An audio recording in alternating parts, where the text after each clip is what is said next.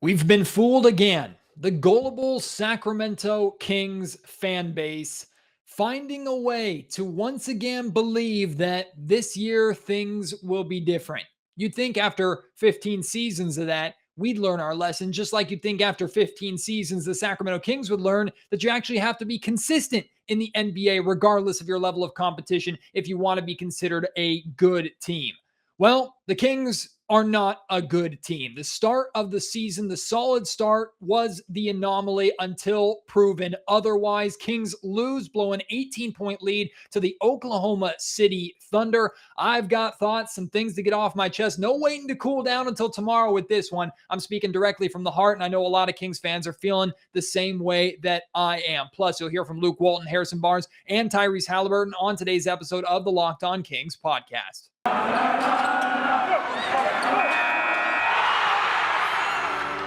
You are Locked On Kings, your daily Sacramento Kings podcast, part of the Locked On Podcast Network, your team every day. And now, ladies and gentlemen, it is that time for another episode of Locked On Kings. Hello and welcome into Locked On Kings, your podcast hub for Sacramento Kings coverage all regular season and all off season. If you're looking for in-depth analysis, game-by-game breakdowns, highlights, interviews with local and national experts, full coverage of your Sacramento Kings from January through December, this is the place for you, part of the Locked On Podcast Network. And today's episode is brought to you by McDonald's, proudly serving communities since 1965. McDonald's has always been more than just a place to get tasty, affordable food. It's an unofficial community center. A big thank you to our friends at McDonald's for always being there. I'm loving it. My name is Matt George. I have the privilege of being your host here. Been a Sacramento sports media member covering the Kings for the last 7 years. This is my 8th season covering Kings basketball, formerly with Sports 1140 KHTK Radio in Sacramento, and currently with ABC 10 Television in the California capital. And I'm a fool. We're all fools. Hey, maybe you didn't believe. Maybe you didn't buy it. Maybe you've been so scarred over the last decade and a half that you weren't going to believe it until you truly saw it. And if that's you, congratulations. I guess you were right, and guess you're not stinging as bad as many of us are here in Sacramento after the Kings lose their 4th straight, blow an 18-point lead to the Oklahoma City Thunder, and I don't care if there's still 5 losses away from a 9-game losing streak. This might as well be a 9-game losing streak. It feels exactly the same as the 2 9-game losing streaks that the Kings suffered last season. It's incredibly frustrating. It's embarrassing how this game ended. And here's the reality of this Sacramento Kings team. The reality is, if they do not learn, and I don't care how many different coaches have been here. I don't care how many different GMs. I don't care about ownership. I don't care about how many players. For some reason, whoever is wearing a Sacramento Kings uniform cannot understand the basic concept that you need to play consistently on a nightly basis against whatever level of opponent. Does not matter. If you're playing the defending champions, you play them the exact same way that you play the worst team in the NBA, and vice versa. That is how you become a good team in the NBA. And yet for 15 freaking seasons, plus now we're in 16, the Kings cannot find a way to play consistent. They cannot find a way to take the effort that they had in the home opener loss to the Oklahoma City Thunder, or the next game, the loss at home to the Golden State Warriors, or the win in Portland. Hell, the wins, or one of the wins at home against the Charlotte Hornets, even the loss in Utah. Take that effort. Play with that effort, play with that consistency in Oklahoma City, and you win this game by 20 plus. Instead, you build an 18-point lead, you walk around with a little swagger thinking you're hot, you know what, and you get punched in the mouth, you get embarrassed, and a team like the Thunder come back on you and steal this game. Congratulations to the Oklahoma City Thunder. They've won 4 straight. I could care less. And in all 4 of these games, they've battled back from double digits. I don't care. You know why? Because the Kings are a much better team than the Oklahoma City Thunder. The Kings have a 10 times better roster than the Oklahoma City Thunder. The Kings are a team with expectations to be in the play-in or the playoffs. The Oklahoma City Thunder are a team with the expectations to make their abundance of draft picks as good as possible and as high up in the lottery as possible. These two teams are on completely different tiers, and yet what do the Kings do? They go to Oklahoma City and they thankfully for the Thunder, take a step down into the Thunder's tier to meet them halfway. How generous of the Sacramento Kings to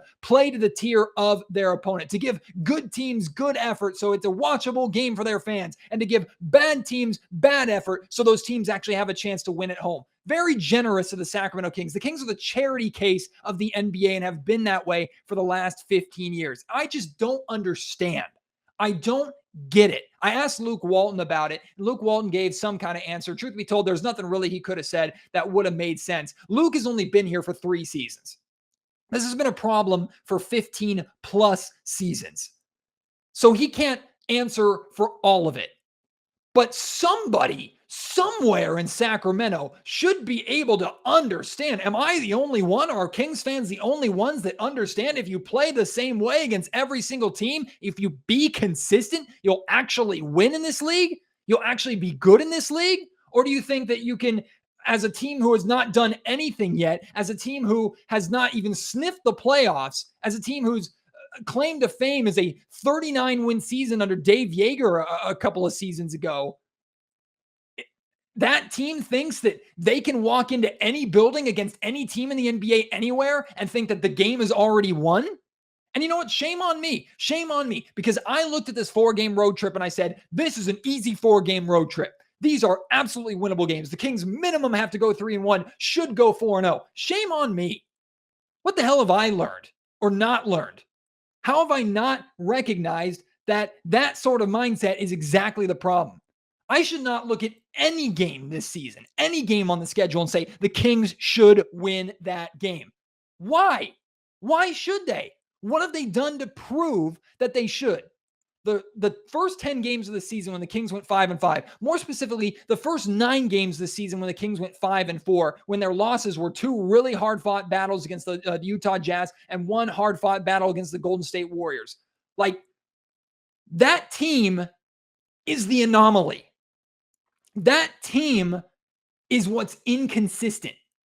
That team we cannot claim. Kings fans have to claim the team we saw tonight, the team we saw in San Antonio, the team we saw in the third quarter of the Phoenix Suns game. That is the Sacramento Kings that Kings fans have to claim. They don't want to claim them. They have to claim them because that's what this organization has been for 15 years. That's what this team was last season. Really good stretches, 9-game losing streak. Really good stretches, 9-game losing streak. Really good stretch to the season to start this year, 4-game losing streak. Might as well be 9. It's crazy to me. It's crazy to me that we're still talking about this. I've probably recorded at least 30 episodes, and that's not an exaggeration. I've probably recorded 30 episodes in my time hosting the Locked On Kings podcast, talking about this and this alone, playing to the level of your competition. There's probably been so much content written and spoken and broadcast about this topic more than anything else other than maybe the 2002 Kings in Sacramento over the last 2 decades. Makes you want to pull your hair out. And it's not surprising, but it's just as infuriating because every single year we think, finally, this team gets it. They understand. They've made adjustments this offseason. They've filled gaps. They know 9-game losing streaks can't happen. That's what they're saying to the media. So they've learned their lesson. They understand it's not going to happen again. Tell me why it's not going to happen again on Sunday night or whenever their game against the Detroit Pistons is. Tell me why it's not going to happen again then. It would make more sense for it to happen. At least that's a continuation of the Kings pattern. I'm not here for the give the Thunder credit BS. And that is how Luke Walton started his press conference. Not here for it. Because like I said, the Thunder are on a different tier than the Sacramento Kings, a worse tier than the Sacramento Kings. And even if I shouldn't say that the Kings should beat anybody on a nightly basis, I should be able to say that the Kings are on a better tier than the Oklahoma City Thunder. Why? Because the Kings themselves have put themselves there. I'm holding the Kings to the standard that Monty McNair, general manager Monty McNair, head coach Luke Walton, the rest of this roster have set upon themselves. This is a playoff team or bust. And right now it's bust. Right now it's bust. Now, of course, there's still so much time in the remainder of this season for the Kings to get right. But as we get further along into the season, other teams are going to start to get right. And the Kings are not only not getting right, they're getting wrong. They're moving in the wrong direction. And what's concerned me the most is that all offseason, we knew the focus was defense. We knew the focus was this team is making adjustments defensively to be better because they know their offense is good enough. Hell, I said the same thing multiple times on my podcast. The offense is good enough. The offense isn't the problem here in Sacramento. If the Kings fix the defense and keep the offense the same, the Kings are a playoff team. Well, the defense has gotten better. It hasn't been the best over the last few games, but it's gotten better. Congratulations, Kings. You're not the worst defense or second worst defense in the NBA anymore. Now you're like the 6th or 7th worst. Congratulations. But your offense has gotten substantially worse. If Tyrese Halliburton and Rashawn Holmes aren't on the floor together, or if Harrison Barnes isn't completely taking over a game, this Kings team's offense, they suck. The offense is terrible. I've been blown away by the Kings' struggles in the half-court offense. We knew this was already not a strength of the Kings, but I tweeted this out during the game. The Kings' half-court offense looks like what I would run with a bunch of strangers at 24-hour fitness on a pickup game. Very basic. Hey, come set a screen for me. I'm going to come off that screen. If you go under it, I'm taking a three. If you go over it, I'm attacking the basket. It's so simple. But the difference between a team like the Milwaukee Bucks, who can run a simple offense, and a team like the Sacramento Kings, and why they can't run a simple offense, is because the Bucks are a smart team with a lot of versatile weapons who know how to play together. The Sacramento Kings half-court offense is, oh, crap, that didn't work. All right, ISO, chuck this up. We saw stretches in this game when the Kings built an 18-point lead. It's when they were moving the ball. They weren't just getting out in transition, relying heavily on their defense, creating offense. Now, that was part of it, but we were seeing the connections between Tyrese Halliburton and Rashawn Holmes, the pick and roll between the two of them. And I would be concerned as the Sacramento Kings if, or as I've seen Tyrese and Rashawn have that chemistry, and that chemistry really be nowhere to be found between Fox and Halliburton, or rather Fox and Rashawn Holmes. And trust me, we're going to talk about De'Aaron Fox in a little bit because he's been terrible again. But the Kings, their half-court offense is so basic that a team of inexperienced kids, no disrespect intended, like the Golden State, or rather the Oklahoma City Thunder, that team knew how to stop the Kings. Everybody get into the paint. Let them chuck up 1,000,000 threes per game. Who cares? They're going to shoot themselves out of it. And they did. And then the Thunder picked up the physicality on the other end of the floor, and the Kings weren't willing to match. It's embarrassing. Absolutely embarrassing. Tyrese Halliburton returned. We'll talk about his game back, his connections with Rashawn Holmes. We'll try and figure out what the hell happened to De'Aaron Fox. We'll talk about that final possession where Fox, the Kings aren't going to say that he lost them the game, but Fox had a chance to win the game for the Kings, and not only did he not hit a shot, he never got one up because he turned the ball over, leading to an OKC game winner. Plus, you'll hear from Luke Walton, Harrison Barnes, and Tyrese Halliburton. That's all coming up in just a second. Right now, though, if anything, if you could salvage anything from this game, I hope you at least made some money off of this game on betonline.ag. But hey, maybe you didn't, because maybe you, like me, were foolish enough to believe that the Kings should handle their business pretty easily. Well, maybe easily isn't the right word, but the Kings should be the better team in OKC when comparing these two rosters.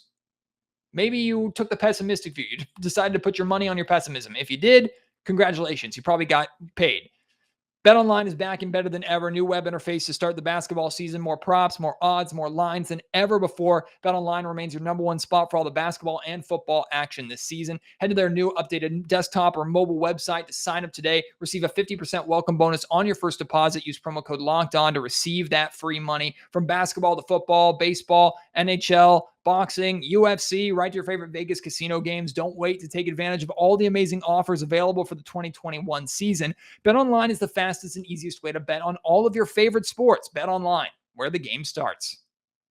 If Tyrese Halliburton's importance to the Sacramento Kings wasn't clear enough in how poorly they played in their loss to the Phoenix Suns and their loss especially to the San Antonio Spurs heading into Oklahoma City, then his connections with different teammates, how he runs the offense when he's in the game, compared to how De'Aaron Fox or Davion Mitchell or Buddy Hield or whoever else tries to run the offense when he's not in the game or out with injury, it's very apparent how important Tyrese Halliburton is to this Kings team.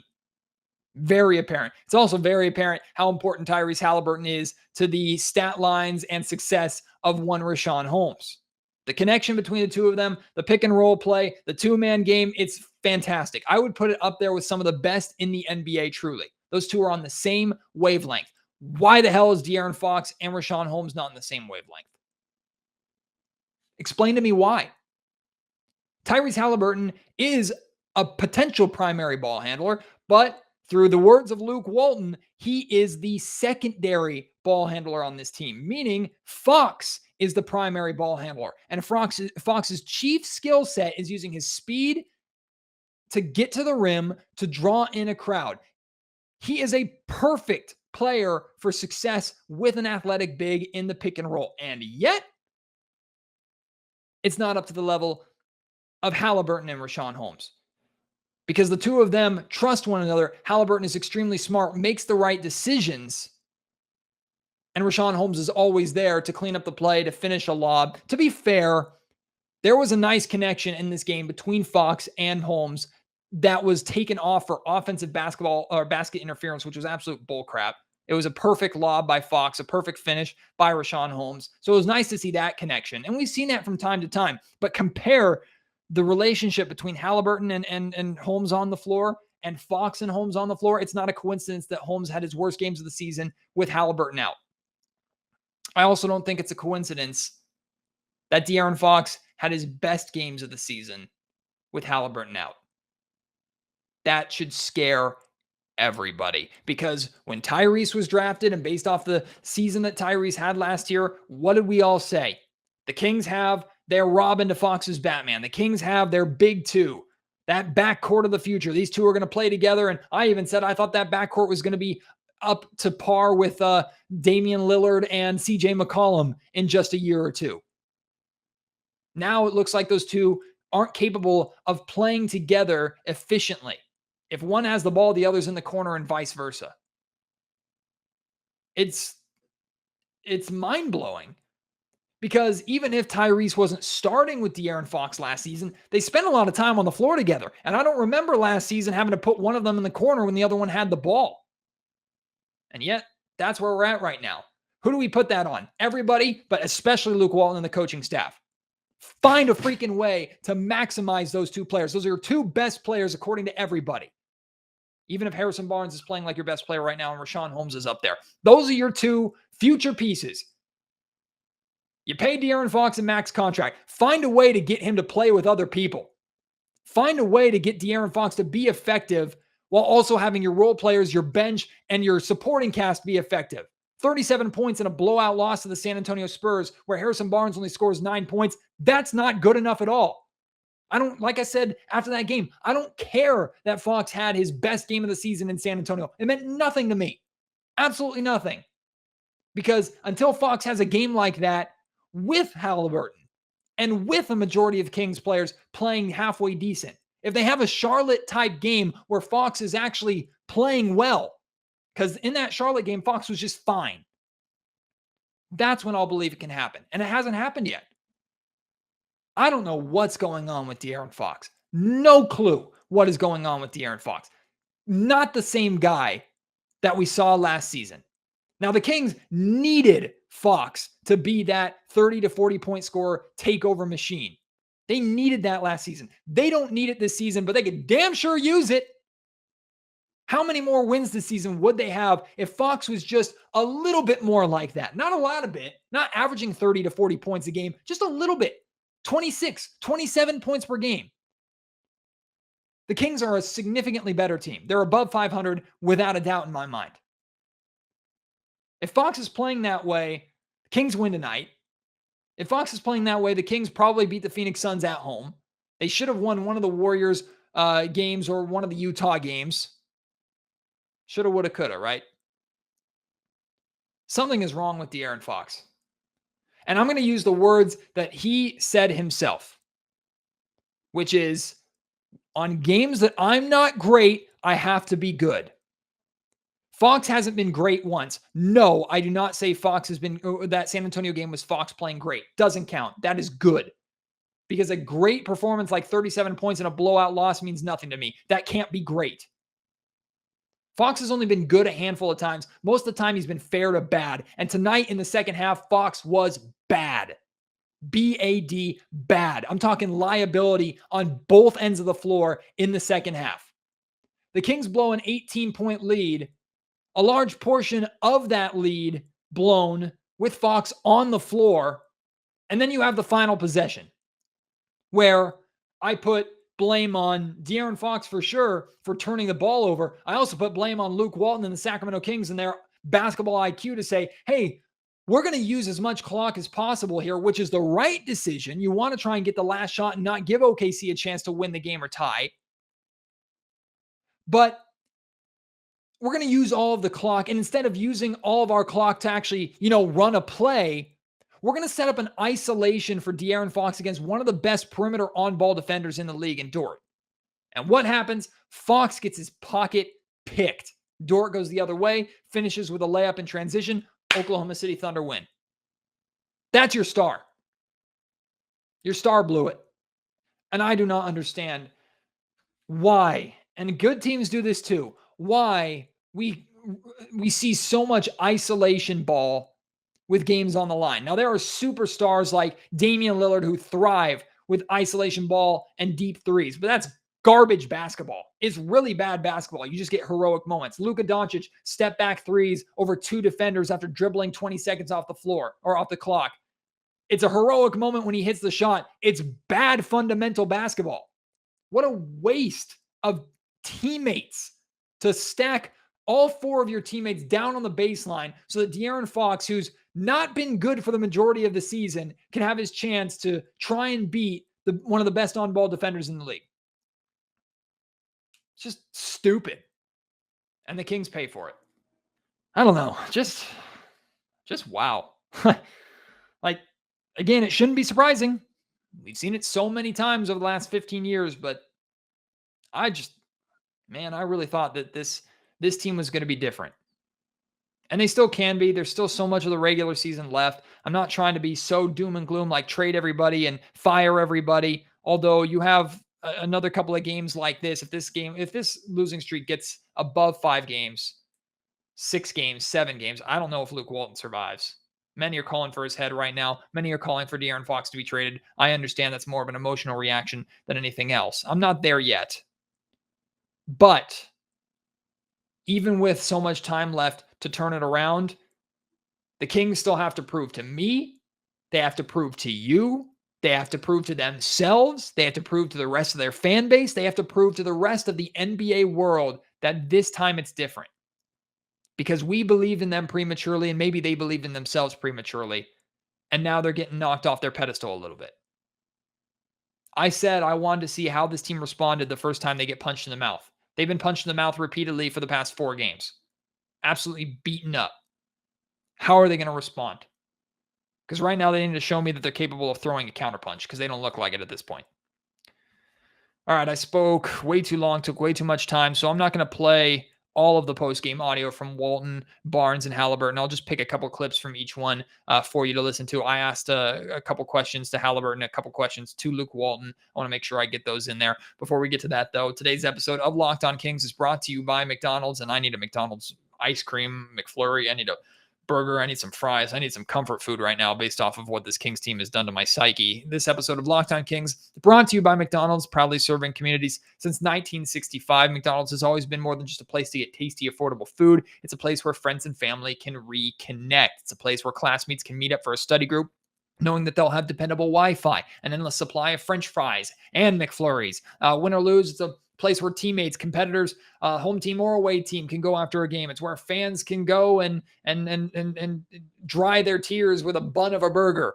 It's the place you always look forward to stopping on a long road trip to rest your legs and to refuel. And like I said, McFlurries are one of my go-to, just a comfort food item that I'm probably honestly going to go out and get after I'm done recording this podcast. And it got me through my wife's pregnancy. McDonald's wonderful sponsor here of the Locked On Kings podcast, a place where we are considering doing a future Locked On Kings watch party, especially if we're watching a game like we saw tonight. It'll be good to have that comfort food close by for all of us to sit around a table and sing Kumbaya with. McDonald's, I'm loving it. Here's Sacramento Kings head coach Luke Wong. All right. We'll give OKC credit. They did it again. And we have not, unfortunately, taken the steps necessary to make sure we win games like that. So we got to be better. And again, it came down to the details. The end of the game, that kid made a nice play. That's not what we lost. We lost that game at the end of the third, into the fourth. We don't get back in transition. They hit a three. We got a miscommunication. They hit a three. They got 16 offensive rebounds tonight, and they barely played a center. So no excuses. We were absolutely, for coming off 3 straight losses, we were way too soft on that end of the floor tonight. And give them credit. And it's we got work to do. Yeah, Luke, this is 4 straight. Just how do you pull your team out of this funk? I know you made a lineup change tonight, but what are you seeing that's causing the lack of consistency, the missed assignments, the little stuff? Yeah, I thought we were much better back to ourselves tonight. As far as how we were playing, we were getting downhill, we were getting good looks. Having Ty back out there was great. We got Rashawn playing again. To me, it really came down to us not boxing out. Guards boxing out guards. We've talked about it since day one of training camp. And, look, there's, we feel like we have units out there that are, offensively our best shot at playing the way we want to play. But if we're not willing to box out, then we're just going to have to make some more changes. And we'll look into that. But that was, it wasn't the game we played. Like we played, the way we want to play for, we up to that point, we built up a nice lead. We were sharing it. We were playing with good pace.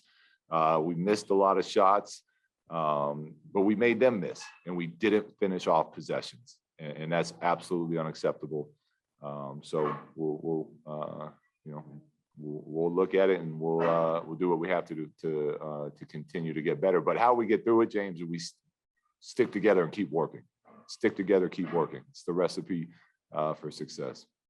Hey, Luke, do you think it's more of a coincidence that Rashawn Holmes has his best games when Tyrese is playing, struggles without, and then vice versa, De'Aaron Fox has his best game when Tyrese is out and then goes back to kind of his struggles with Tyrese here? Is that coincidental to you at this point?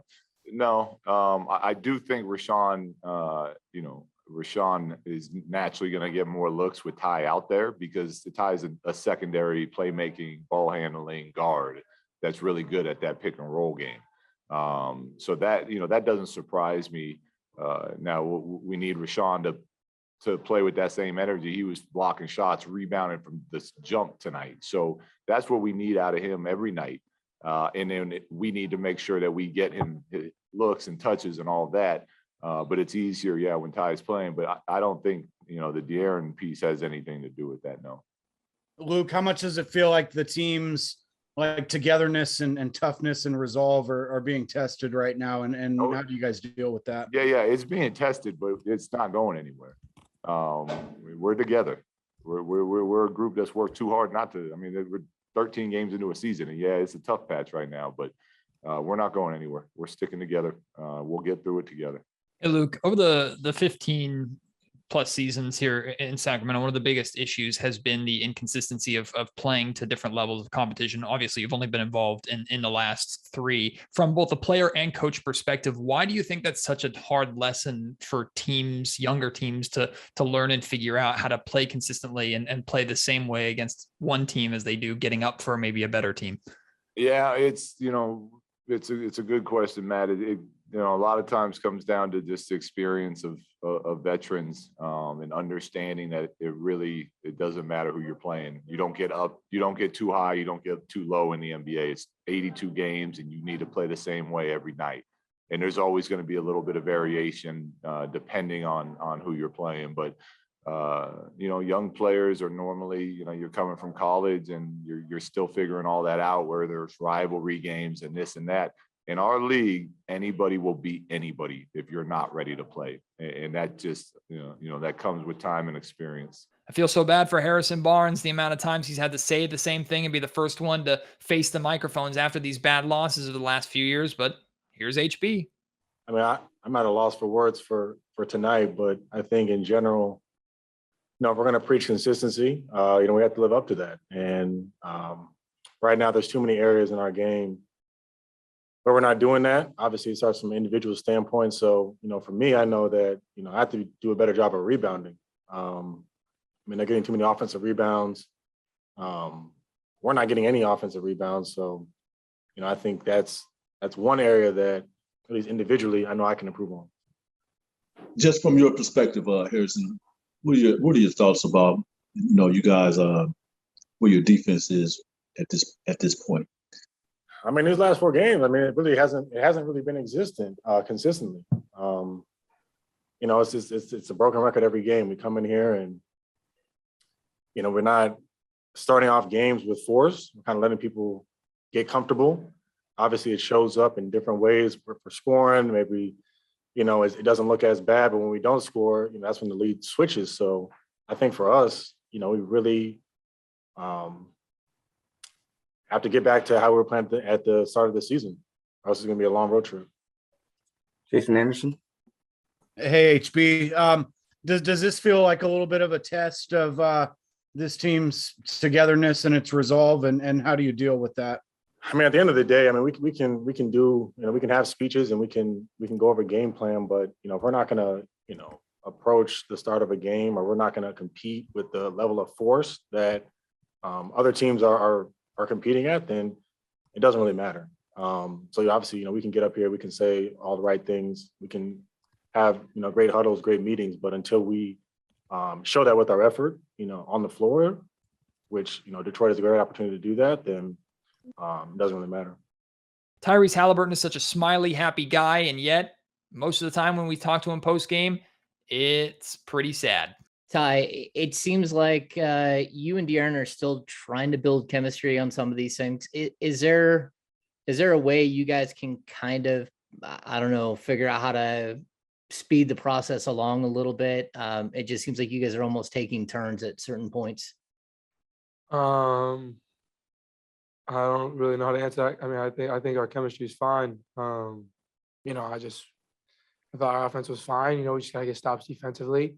I don't think that there's much of a chemistry issue. I think that's, it's the NBA. When you have 2 good players, they kind of just, play off each other and, go back and forth. So I don't necessarily agree that there's a chemistry issue. We just, we have been taking turns sometimes, and that's just how it is sometimes. But I feel like we play off each other well. Hey, Tyrese, this is now 4 straight. And of course, I don't need to point out the 2 9-game losing streaks last season, but comparing where you were at last season to where this team's at right now, does it feel different? And if so, can you explain how? Losing is losing. It's frustrating either way. I don't think there's another way to look at it. Any way you lose, whether it's by 2, by 20, it's not exciting. It sucks. It's awful. And you got to fix it. So I don't know if there's much of a difference, but I do know that I have no control over.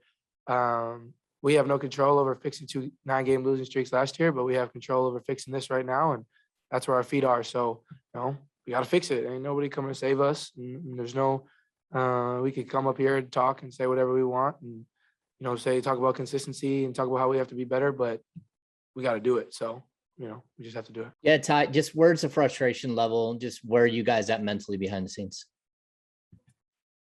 I'm frustrated. I think we're all frustrated. If you're not, you shouldn't be here. So guys are mad, and nobody's happy losing. Nobody. So, not going to come up here and say everything's fine. It's not. We're angry, but can't control tonight's outcome anymore. We got to just get in tomorrow, work out, get ready for Detroit. We're showing 1 game at a time. That's all we can really do. But yeah, obviously we're frustrated. All right. I've said my piece. You've heard from a couple players and the head coach. Now you vent to me. You want to get something off your chest? let me know. At Matt George Sack on Twitter. You can tweet me publicly or DM me privately if you'd prefer. You can email me, mattgeorgesports@gmail.com. Don't write too long of essays because I need some time to sleep, but I'll try and respond to as much as I can. YouTube commenters, I know you're about ready to go crazy. So get down there and I'll try and respond as much as I can down there as well. Let's hear it, man. Let's air it all out. This is the frustrations of the Kings, and this Locked On Kings podcast is made for you to get you through these times. So let's get through them together. And of course, join me on a future Locked On Kings podcast after the Kings hopefully win over the Detroit Pistons. But I don't know. I don't have any confidence going into that game. Do you? If you do, tell me why. But regardless, win or loss, we'll have a podcast after that game. More great content, more great guests and stuff coming as we head into next week. All season long, even if this Kings team never wins another game, I might hate my life, but I will be here recording Locked On Kings podcast for you. I appreciate your support. I can't wait to talk to you next time. Until then, my name is Matt George. You've been listening to Locked On Kings, part of the Locked On Podcast Network.